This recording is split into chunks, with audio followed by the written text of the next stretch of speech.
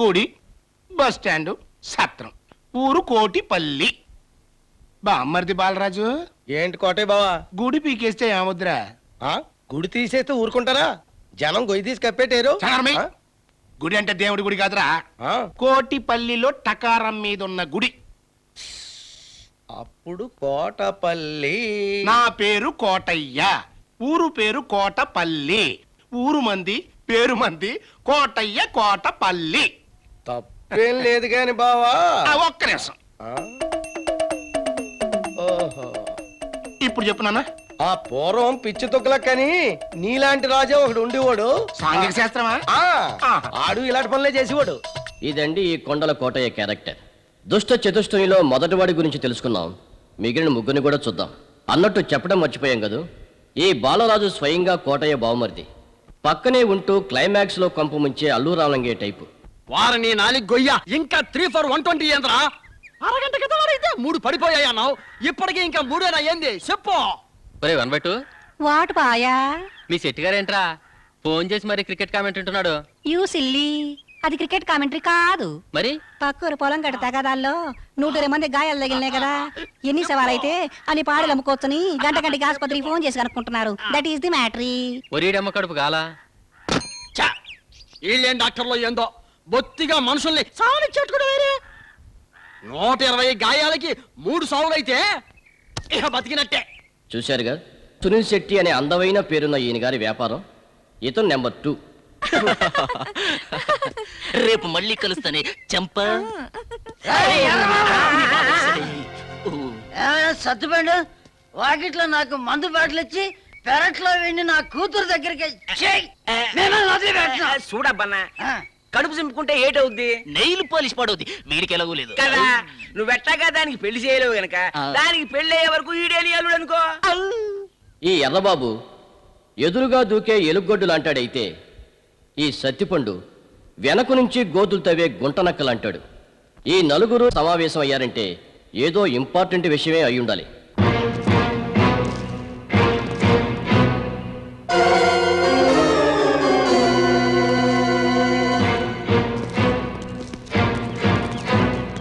బావా వచ్చేస్తున్నాడు. ఎవరా వచ్చేదే?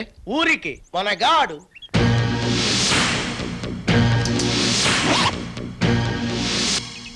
చెప్పు, మాకు తెలదలే బాబు. వస్తే కురుక్షేత్రం జరుగుతుంది. వారిని సిగ్గయ్యా ప్రాణాలు తెస్తున్నావు కదయ్యా.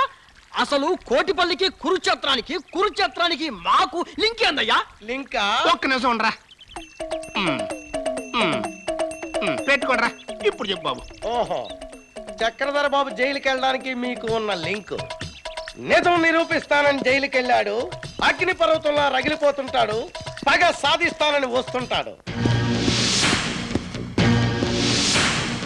తెల్ల దొరల గుండెల్లో నిద్రపోయిన అల్లూరి సీతారామరాజులా మీ గుండెల్లో నిద్రపోతాడు.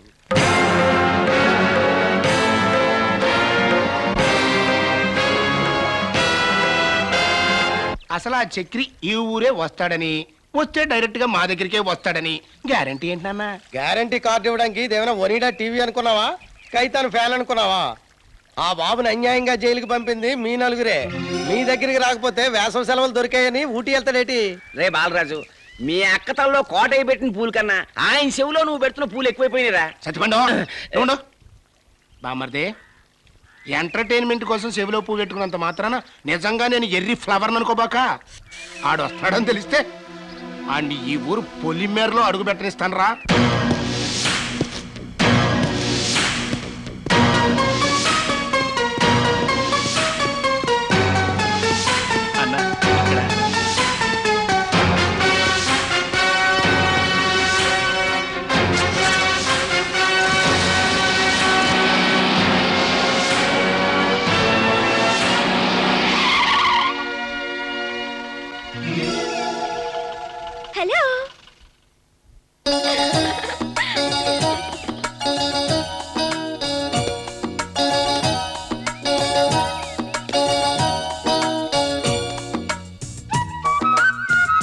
హలో, నా పేరు పద్మ. పూర్తి పేరు కుమారి పద్మప్రియ. మా ఊరు విజయవాడ. ఊరు అని విజయవాడ అందేమిటా? విజయవాడ సిటీ కదా అని చూస్తున్నారా? మామూలుగా ఊరు పేరు అంటారు కదా అలా అన్నానన్నమాట. ఏమండి మీరు ఎప్పుడైనా విజయవాడ వచ్చారా? విజయవాడలో అమ్మన ఎస్టేట్ అని అడిగితే ఎవరైనా చెప్తారు. అమ్మన ఎస్టేట్ వెనక సందు కుడివైపు 3వ ఇల్లు మాదేనండి. అక్కడి నుంచి ఇక్కడికి రావడానికి ఎన్ని కష్టాలు పడి ఉంటాయని చెప్పండి. మీరు చెప్పండి. ఇన్ని కష్టాలు పడి ఇక్కడికి వస్తే ఇక్కడ నుంచి ఊళ్ళోకి వెళ్ళడానికి ఒక్క వెహికల్ కూడా లేదు. అసలు వెహికల్ ఏంటి? ఇక్కడ మనుషులందరూ గోచలు పెట్టుకుని తిరుగుతున్నారండి. గోచలు పెట్టుకుని తిరిగే వాళ్ళని ఏం అడుగుతాను చెప్పండి. మీరు కాస్త నాకు లిఫ్ట్ ఇవ్వకూడదు? బోలో బోలో.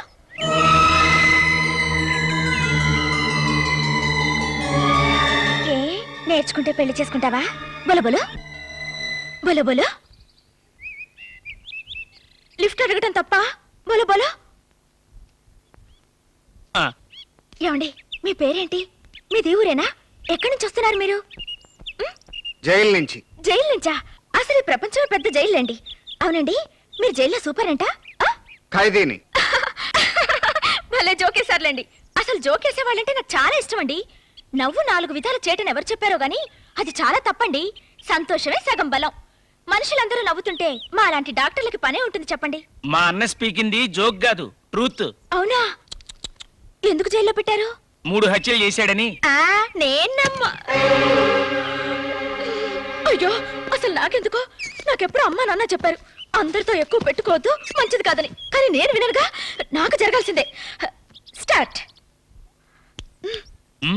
బొమ్మ పిస్టలా? బొమ్మ కాదు, బొరిసే.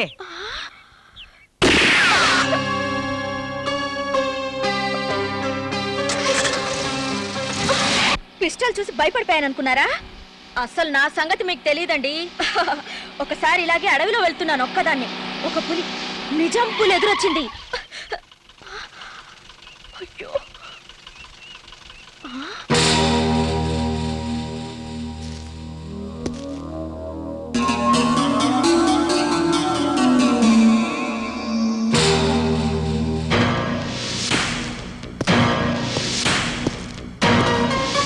అయ్యో నాకేదో భయంగా ఉంది. Why why?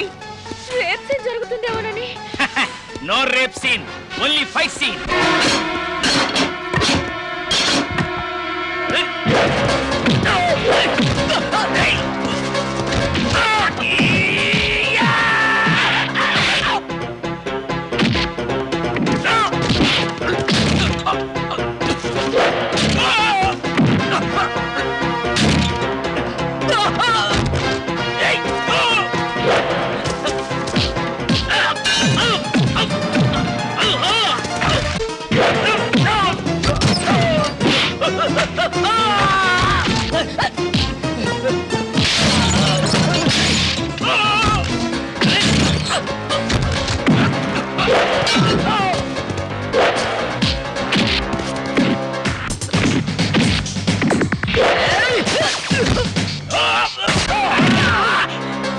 Sorry, it's all right.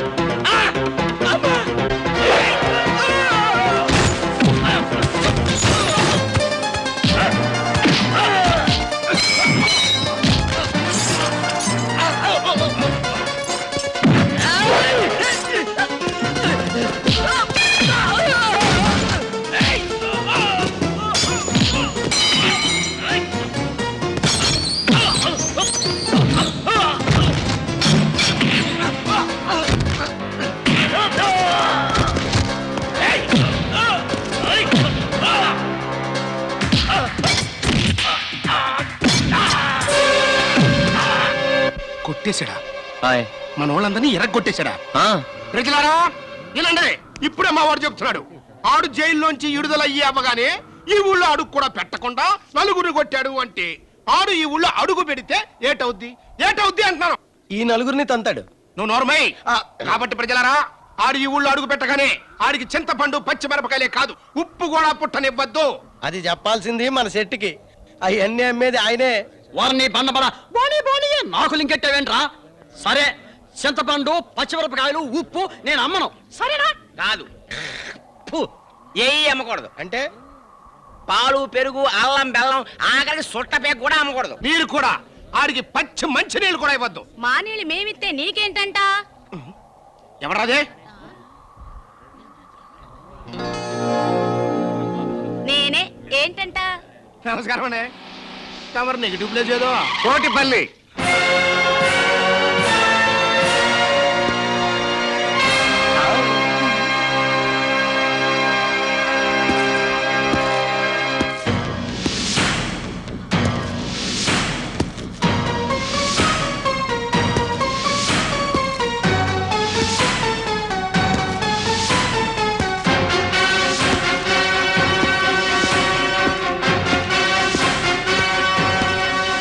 Kotaiah ఆ, వేసం కాలంలో వణుకుతున్నావు.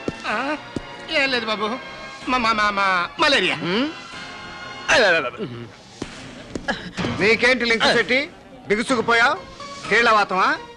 అబ్బే శవాల సరుకులు అమ్మి అమ్మి శవాన్ని అయిపోయాను. అదే లింకండి. లింకు తెగిపోద్ది, జాగ్రత్త. సొట్టలు మారకపోతే పండు రాలినట్టు రాలిపోతావురా చచ్చిపోడు అని చెప్పాడే డాక్టర్. డాక్టర్ మాట వినాలి కదా, లేకపోతే చచ్చిపోతాను కదా. ఏమిటి స్ప్రింగ్ నైఫా ఎర్రబాబు? నైఫ్ స్ప్రింగుదైన రంగుదైన హంగు కోసమే కాని దీనితో ఇంతవరకు బొంగు కూడా కొయ్యలేదు కింగు బాబు. Good, keep it up. ఆ, మన చక్రం బాబు జైలు నుంచి విడుదలవ్వగానే సరాసరి మన ఊరికే వచ్చేసాడంటే మన ఊరి మీద అతనికి ఎంత ప్రేమ, ఎంత ప్రేమ. ఊరు మీద ప్రేమ కాదు, ఆ, నీ కూతురు మీద ప్రేమ మావా. మామ అవును మావా, అందగత్తెకి అబ్బంటే ఊరందరికీ మామయ్యగా మావా.